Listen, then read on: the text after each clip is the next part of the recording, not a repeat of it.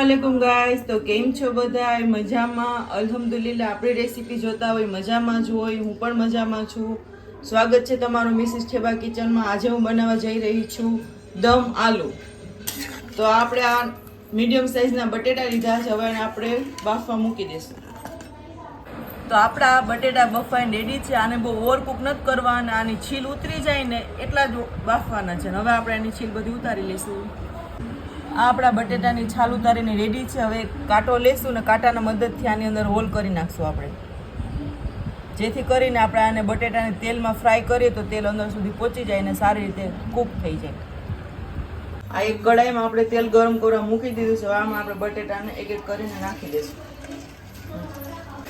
આ રીતના golden brown થાય ત્યાં લગી એને તળવાના। બટેટા તળાઈને રેડી છે। આપણે તેલ ગરમ થવા મૂકી દીધું છે, એમાં આપણે મીડિયમ સાઈઝની ડુંગળી નાખી દઈશું।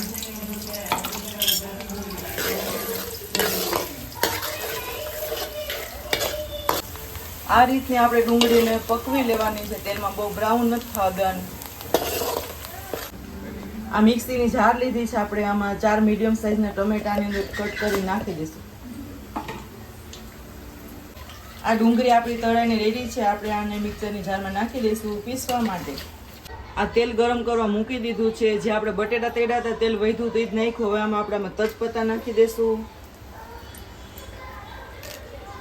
લીલું જીરું નાખી દઈશું, અને સૂકા મસાલા તમારે જે ગરમ નાખવા હોય એ તમે નાખી શકો, જે તમારા ઘરમાં ખવાતા હોય।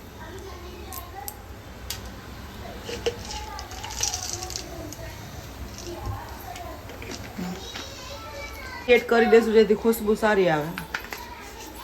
આ આપણો વઘાર રેડી છે, એની અંદર આપણે આજે ટમેટા અને ડુંગળી પીસા તે અંદર એડ કરી દઈશું।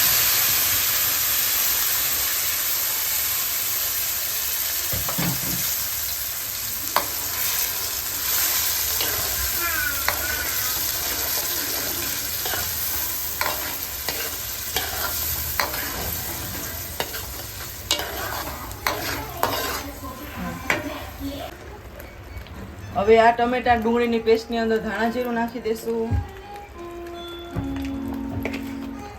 રૂટિંગના મસાલા એડ કરી દેવાના જે પ્રમાણે તમે જે ખાતા હોય।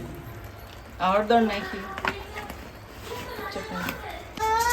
આ મરચું પાવડર નાખી દઈશું સ્વાદ અનુસાર, અને ગરમ મસાલો એડ કરી દઈશું।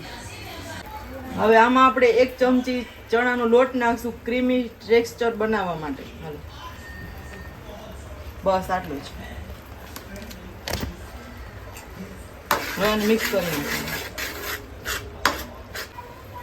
અને અદરક લસણનું પેસ્ટ નાખી દઈશું।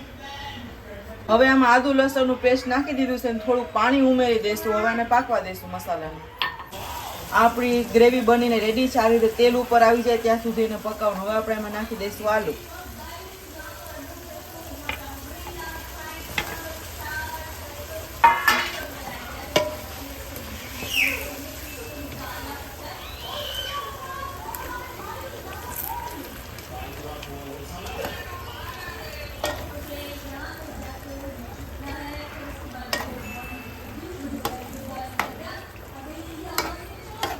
હવે આ રીતે એને 5 મિનિટ પકાવવા દઈશું આપણે 1 કપ પાણી નાખીને।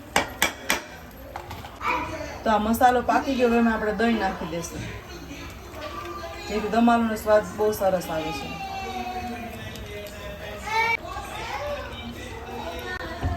તો આ આપણું દમ આલુ બનીને રેડી છે। દમ આલુને 5 મિનિટ આવી રીતે ઢાંકણ ઢાંકીને આપણે પકાવશું, પછી ખોલશું।